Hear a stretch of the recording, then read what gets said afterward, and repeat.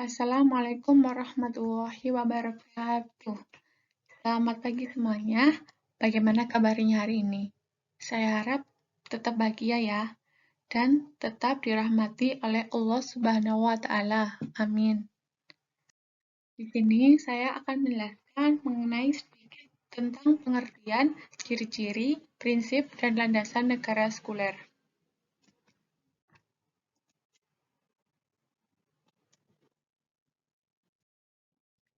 Yang dibawakan oleh saya sendiri, Mega Dewi Larsanggraini, disusun untuk memenuhi tugas mata kuliah Pendidikan Kewarganegaraan yang dipengampau oleh Bapak Muhammad Kamiluzaman MPDI dari jurusan Fisika, Fakultas Sains dan Teknologi, Universitas Islam Negeri Maulana Malik Ibrahim, Malang.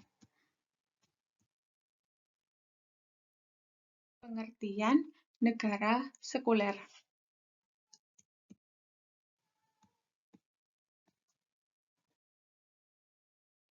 Dalam memudahkan kita dalam memahami dan mengerti pada bab ini, kita perlu mendefinisikan terkait dengan sekuler dan juga definisi dari kata sekularisasi dan sekularisme.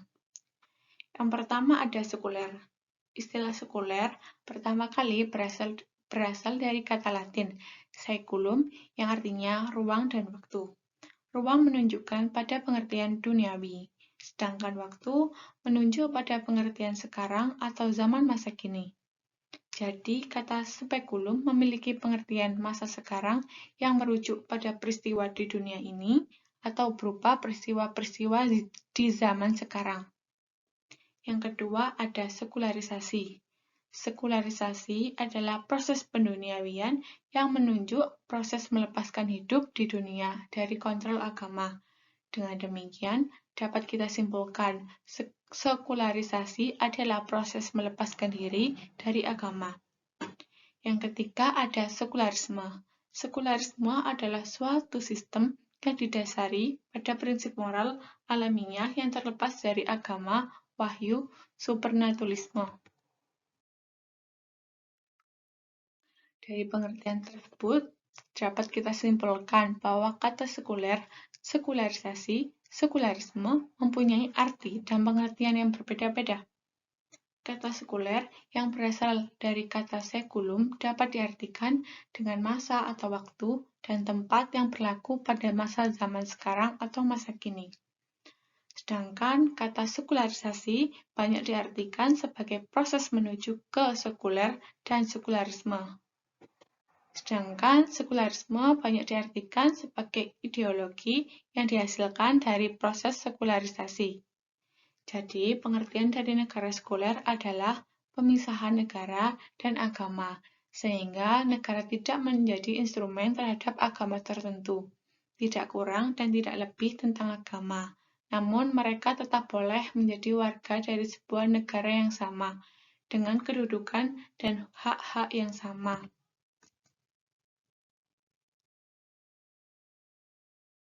Ciri-cirinya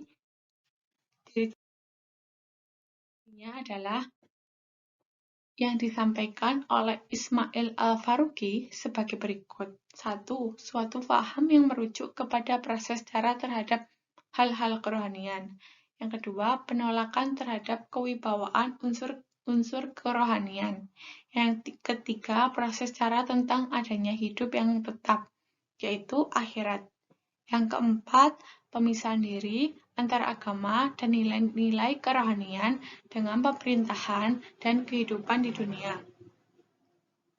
Yang kelima, kekuasaan sebagai kebebasan mutlak untuk merencana dan menyusun dasar hidup manusia yang seterusnya dan melaksanakannya sendiri tanpa adanya pergantungan dan hubungan dengan Tuhan. Yang keenam, gereja dan institusi agama hanya terbatas kepada perkara yang berhubung dengan masalah ketuhanan saja. Adapun prinsip-prinsip dan landasan negara sekuler. Prinsip-prinsip dari negara sekuler meliputi 1. Di dalam pemerintahan negara sekuler, pemerintah berusaha melindungi warga negaranya dari kebebasan suatu agama, yang bertujuan untuk adil terhadap semua agama yang ada di dalam negara tersebut, dan tidak mendiskriminasi suatu agama tertentu. Setiap warga negara dijamin bebas dalam mempraktekkan agamanya, yang artinya negara tidak boleh menghalangi warganya dalam mempraktekkan agama yang telah dipilihnya. Seseorang warga negara berhak dalam memilih maupun mengganti keyakinannya, dan negara tidak boleh ikut campur antara hubungan individu dan keyakinan agamanya.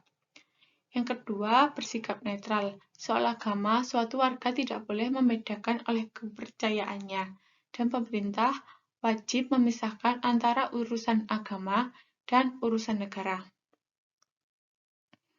Dalam arti, di dalam menjalankan pemerintahan tanpa mempengaruhi dan dipengaruhi oleh organisasi-organisasi atau kelompok agama.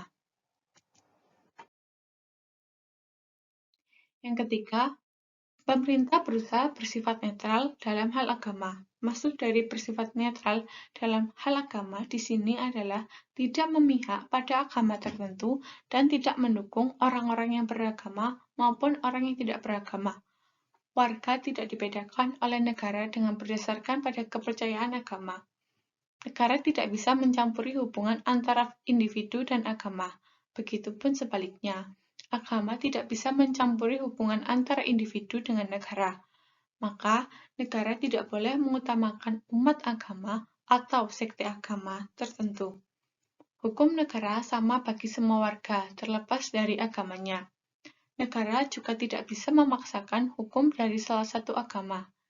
Negara harus mengambil jarak yang sama terhadap setiap agama tertentu.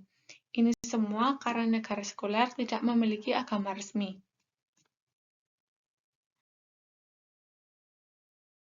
Sekian dari saya. Apabila ada kata-kata yang kurang berkenan, mohon dimaafkan. Wassalamualaikum warahmatullahi wabarakatuh.